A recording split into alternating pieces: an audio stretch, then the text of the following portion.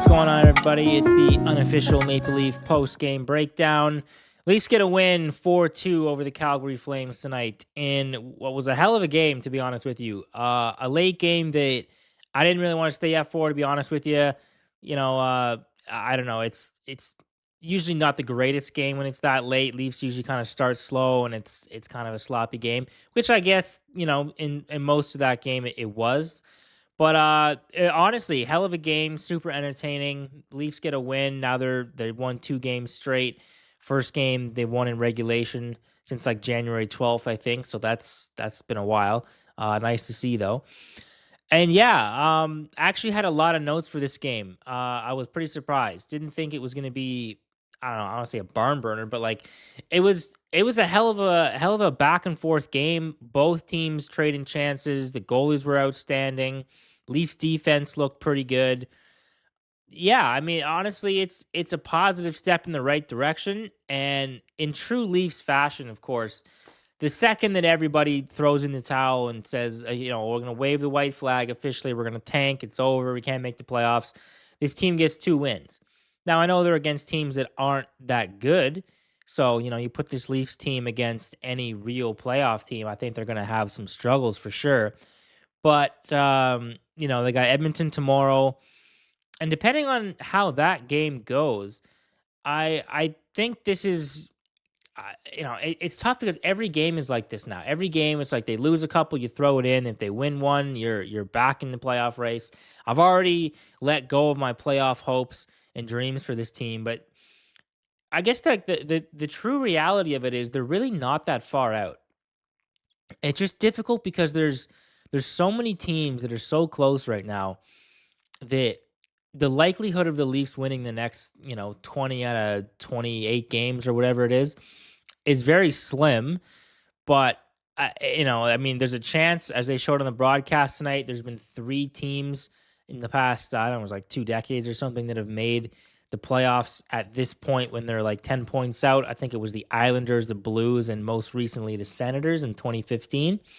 So, I mean, look, they're not doing something they're not trying to do something that's, never been done. It's definitely possible. I just think with how this team is going and the injury luck this season, I don't think it's really a feasible thing to bank on or hope for. But I mean, it is possible. So I guess I'm like 99% sure they're not going to make the playoffs, but I'm still 1% hanging in there. If they win tomorrow against Edmonton, I'm going to say we're back. We're officially back. And then, of course, they're going to go on a losing streak after they come back from the Olympics, most likely. But that is what it is. We'll cross that bridge when we come to it. Let's get into the game tonight because I actually had a lot of notes for this one, surprisingly. All right, so Riley is out until the Olympics, and this is the first big point I wanted to bring up. So I was curious to see how this defense is going to look and who is going to come in. It was Myers that came in to fill in for Riley tonight. And I got to say, Myers did a pretty decent job. He played 17-29 tonight. So, for a pretty healthy amount of ice time, he did pretty well. He struggled in the past with his play and kind of defensive coverage. But tonight I thought he was pretty good for the most part. I didn't see any glaring issues. I think he held up pretty well. He is a big body out there too. So I think he had some pretty reasonable plays tonight. I don't think you could really count on him as a player you would want in the playoffs, more or less. But I was pretty happy with it. I think I guess I would say I would take I would take Myers over Riley at this point. I think it's not necessarily an upgrade, but I do think that it's just a different look. It's a different feel. Maybe it just gives the players a little bit of extra confidence back there, having a different player that's not going to make the same mistakes Riley makes. So I guess I'll take it for now. But that's going to be a big determining factor in which way the team goes with Riley. And what I mean by that specifically is if Riley is out, well, I mean, look, he is out to the Olympics, but depending how long he's out, if the Leafs keep winning and having, half decent performances and putting some points on the board while Riley is out, I think that's a pretty defining point in the rebuild of this Leafs team where you have to say, like, look, man, it's just not working out. I'm not going to go into that all again. I get it. I've said what I said about Riley. But, I mean, if the Leafs are succeeding, drastically well without Riley, I think at that point you really just got to drop him or scratch him for the rest of the season at that point, depending how it goes. But that's going to be a big determining factor in what happens with Riley for the rest of his Leaf career down the stretch here. So next thing I got, um, Florida versus Buffalo tonight too. That was an interesting game. Buffalo won that one 5-3, which is nice. It appears as if Florida is pretty much just dropping down the standings. They're not going to be in contention this year. So, I mean, it is kind of a good thing for the Leafs. I would have preferred Buffalo winning this game over Florida, which is what happened. So that's a positive. I think the Leafs gained a little bit of ground tonight. So that's nice. And the other thing I noticed too for this Calgary game, as usual, Leaf fans travel incredibly well. Building was filled with Leaf fans. It almost looked like it was 50-50 there. I'm not exactly sure how much it was. They didn't really show too much of it. But I mean, there was a lot of Leaf fans in the building for this one, especially when the Leafs scored. Like there was a noticeable pop from the crowd when the Leafs actually put one in the net. So that was nice. And the fans were great in this game too. Depending on, either it doesn't matter what side you were on for this one.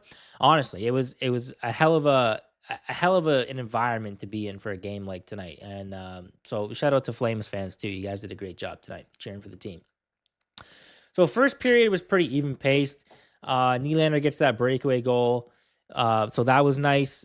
I mean, look, and honestly, I guess I'll make this point up front. This was like the William Nylander game. The Calgary native William Nylander just destroys the Flames. I don't know what it is about this team, but I guess every player sort of has that favorite team, the team that they like to play against. And there was quite literally two different sides to this Leaf team tonight. There was the time when Nylander was on the ice and just making chances, making things happen. I'm not exactly sure how many shots he had tonight. I'm going to go look that up at the end of the game.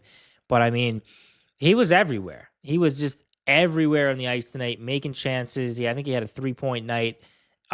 Just an incredible game from him, honestly. He is the biggest factor in how this Leaf team is going to play down the stretch. When Nylander's out, this team just has a lackluster offense. When he's in and he's feeling it, and even if he's not feeling it, he is such a game breaker in the way he plays the game with time and space, finding the open ice. He just creates so much time and space and makes so many good chances. And even he's good even just making passes to guys. It's crazy, honestly. He's definitely gearing up for the Olympics here. And he's going to be a hell of a player to play against when Canada plays Sweden, I think. So that's going to be interesting. But yeah, honestly, he's just an absolute game breaker. Tonight, he was the deciding factor in this game, which is it's nice to see for him. All right, so during the intermission between the first and second period, the panel quickly talked about who they had on their trade board, and I've seen multiple different trade boards from, Real Kipper and Born, TSN, the official Leaf stock, and all this. And like the one thing I was surprised about is they had Robertson and Lawton for their trade block. And I think that's like, to me anyway, that's probably the two players that I wouldn't get rid of. As much as it'd be nice to send Scott Lawton away and give him to a team that clearly respects him more than this Leaf team. I think those are the two hardest working, most emotionally driven players on the team that really provide some like not some offense, but just like some emotional offense, I guess, in a way. That's the best way to put it. So those are the two players that I wouldn't. I've seen Bobby McMahon up there for multiple different trade boards. I think he's probably going to be shipped out, I would assume. I don't know what you'd get for him. I don't think he's the best player. Maybe you try to finesse a team or something like that. But yeah, I mean, he's the only one. Him and Stolarz, actually. I've kind of given up on Stolarz personally. I'm not too sure he'll be around here that much longer, especially when you got Hildebeest in the works. I think that could be a probable tandem, Wall and Hildeby. So at this point, I would not be upset if they got rid of Stolarz and McMahon as like a package. Because Stolarz is still a very usable goaltender in this league. So, you make some sort of package deal where you get Bobby McMahon and Stolarz to a team that needs a half decent middle of the pack forward and a goalie. I think that's a possible decent trade package in my mind. Now I could be wrong. What do I know? But that's what I'm thinking anyways. The second period, The second period is where we got things going. This is where the pedal went to the metal here. Michelli scores on a great centering pass by Nylander. As I said, Nylander was just all over the ice tonight. Um, Beats a player from behind, kind of sticks his stick out there, centers it to Michelli. Michelli buries it, so good for him. Leafs out 2-0 at that point. Troy Stetcher with a nice goal. And even on that whole play, like that was an incredible play. I think it was OEL who kind of danced in there, had a chance. Matthews made a couple passing plays on that. Like it was just kind of not a traditional tic-tac-toe play, but I mean, they just really carried the offense in the zone on that play and ended up getting the goal on that. So shout out to Troy's boys. We love you. Glad for the contribution. So 3-0 at that point. And that was 4-on-4 at that time too, actually. So I guess there was a little more ice out there. That's kind of why. But so then after that, Kadri scores. That was a goal where I think, you know, Calgary was starting to make a little bit of a comeback there. I think, if you didn't have Nylander or some other players on the ice there, I think that's a point in the game where Calgary could have made a little bit of a comeback. And I mean, they had so many chances they could have, but that was a goal specifically short side on Wall. I would like to have that one back. I think he would too. It's a great play by Kadri, but a little bit of a tough one there. I think he'd like to have that one back. And then the Flames score again after that, 3-2. Bounces off the skating in. Kind of a tough play. Not much you can do about it. Maybe just have a little bit better man coverage in front. But I mean, the puck's going to bounce where it bounces. So it is what it is. So that point, 3-2, it was getting a little tight. Kind of, I was kind of checked out when it was like 3-0. But then at that point, I kind of tuned back in for the most part, because at that point I thought, the Leafs might actually lose this one. I mean, if they're really trying to tank, they might actually be able to give up a couple more goals here. And they almost did, to be fair. Nyes takes a penalty, Leafs kill it off. The penalty kill is still pretty incredible this year. I think they've only allowed some of the fewest goals on the penalty this year. So that's at least one bright spot in this team. Third period was when the goalies really started to take over this game. So first half, teams traded chances for the most part. It was back and forth. It was pretty even. The second half is where things got noticeably scary for Toronto. Puck took a really weird bounce off the board there. I mean, you don't see it that often, but it's rimmed around the boards on the half wall there, and just hits, I don't know, a little notch on the boards, whatever, and goes right out in front. They showed it on the replay. Somehow, Wall got back to get a stick on that, and I think Carlo was there too to kind of influence the play a little bit as well. But that just somehow goes over the net. Leafs escape that chance. There was a couple other chances too. One off the post, hits Wall in the back, hits the line, stays out. So, I mean, look, Leafs had multiple chances to lose this game tonight, and they didn't. Maybe that's just the hockey guys giving you a sign. I don't know what it's a sign for at this point, because who knows the direction we're going to take this team at this point. But, sometimes you just win games on pure luck, and that seems to be the case tonight. So that's nice. McMahon scores the empty netter, which is nice. Leafs actually got heavily outshot. The past couple games, Leafs have been putting a lot of shots on net, and they've been outshooting their opponents. Tonight, the Leafs actually got heavily outshot. So, with that being said, to me, this was a really big night where, and I know the Flames aren't that good of a team, but it's a night where the goaltender had to come up with a big game. Wool's been struggling lately. I haven't really liked his play. I think he needed a kind of a game to lock back in against a team that wasn't, super bad, but wasn't super good either. Kind of that mid-tier team to really gain some confidence tonight. So Wall definitely was the reason they picked up 2 points tonight, because he looks like he's back in his mid-season form. Hopefully he keeps that up for the Edmonton game. If they put, I guess actually they're probably going to put in Stolarz tomorrow night. So I'm not going to, I guess that's a scheduled loss at this point. I mean, unless Stoley comes back and figures it out, maybe his third game back. So yeah, maybe he could do it. But I don't know. I think I don't have high hopes for tomorrow against McDavid versus Stolarz. That's gonna be a little bit interesting. And thank God that's an 8:00 start too, because I can't do this 2 days in a row. It's already pretty rough. So that's it for the notes for the most part. Overall, I was impressed with the game. I think the Leafs, If they do win against tomorrow, and I kind of already brought this up, but if they do win again tomorrow, I'm going to be doing a lot of media searching and just seeing where the real professionals and the official shows want to put this Leaf team and figure it out. Because as I said, like realistically, they're not that many points out, but you have so many teams compressed in the middle section of the standings there. I think it's going to be just so difficult to leapfrog teams like that. And the Leafs do not have an easy schedule down the stretch. They play a lot of good teams. And we know this Leaf team does not play well against actual playoff teams. So, yeah, I don't know. I actually like I'm not even gonna really give an opinion on it for the most part. I think we need to see a couple more games. We'll see how it is after the break.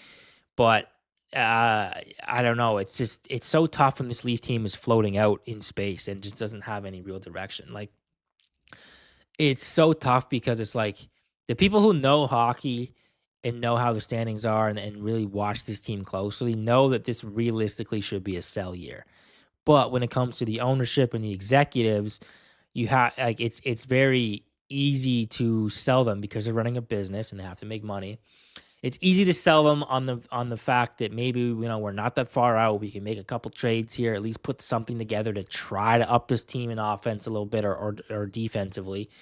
So I'm just worried that they're going to try to upsell the team to management and then they're going to approve some BS trade to try to get this team in contention again when it's clearly not their year.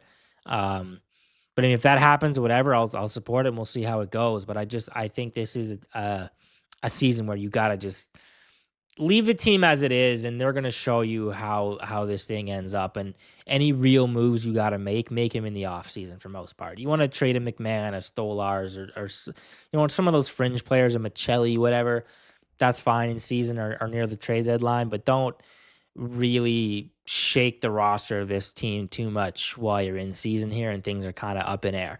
That's my opinion, but maybe you feel differently. Let me know in the comments about where you think this team is and maybe some possible trade packages. Shout out in the comments. I'll let you know what I think. Um, but yeah, just just tough right now when they are kind of floating in air. So yeah, we'll see. Yeah, I guess that's it for tonight. I don't want to go too long here. I have to go to work in like I don't know 4 hours. At this point, it's gonna be rough. But yeah, if you're tuning in, appreciate it. If you're not, you should be. Like and subscribe, please. Follow the Instagram at the unofficial breakdown. And yeah, that's pretty much it. I will see you tomorrow around 11:30. Good night.